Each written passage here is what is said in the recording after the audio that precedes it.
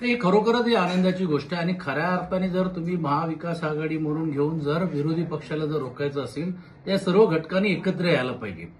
आम्ही मनसेबरोबरची भूमिका जाहीर केली, अर्थात पक्षप्रमुख याचा निर्णय घेतील, परंतु माननीय पक्षप्रमुख राष्ट्रवादीचे आदरणीय शरदचंद्रजी पवार साहेबांनी जो सूतोवाच केलेला आहे त्याचा बोध काँग्रेस पक्षाच्या नेत्यांनी घेतलं पाहिजे।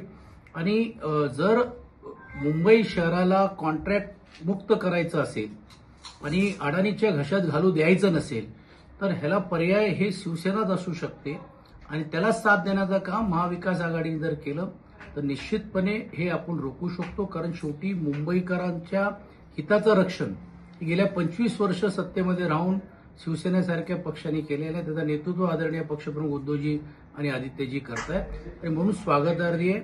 आणि त्याहीपेक्षा महत्वाची आहे की मुंबईला लुटू न देणाऱ्या च्या भूमिकेबरोबर आपण जर राहत असू तर यासाठी सर्वांनी साथ देणं गरजेचं आहे।